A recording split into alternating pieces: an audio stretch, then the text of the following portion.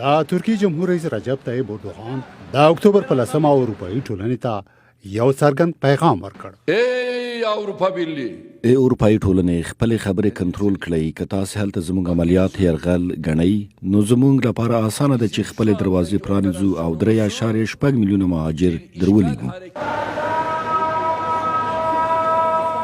د 2015 او د 2019 کلونو ترمنځ میلیونونه مهاجرین د ترکیې له لارې اروپאי هیوادونو ته تللي دي. خو د هغه وخت راهیسې لا ترکیې څخه اروپا ته د تلونکو مهاجرینو په شمیر کې کمښت راغلی چې د ترکیې حکومت له اروپאי ټولنې سره د مرستو د یوې موافقې له مخې خپلې پولې کلکې کړي دي. د ولسمشر اردوغان خبرداری پر خپل ځای، خو آیا په ترکیه کې سوري مهاجرین لا هم لا اروپا سره علاقه لري؟ دا سوري مهاجرینو د پیوستون د ټولنې مشر محمد صالح نه مني.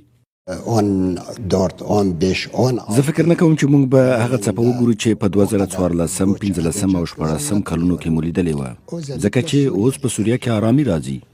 صالح وایي یو دلیل یې دا دی چې اروپا ته تللي مهاجرین خلکو ته دا ټولنیزو رسنیو له لارې هغه تصور ردوي چې ګڼي اروپا یو جنت دی.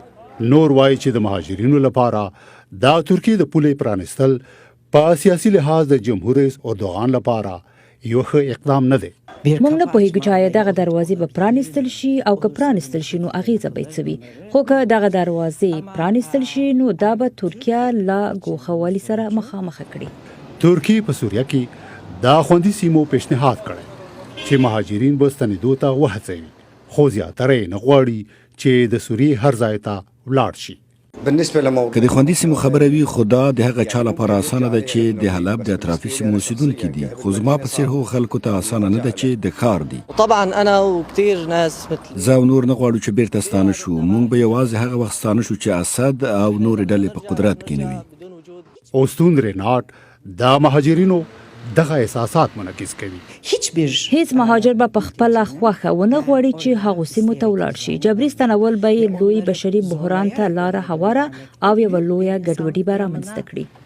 په ترکیه کې مهاجرین په داسې حال کې دا یو ځلیدونکي راتلونکي په هیله خپل ژوند ته دوام ورکوي چې سرنوشت یې لا معلوم نه دی.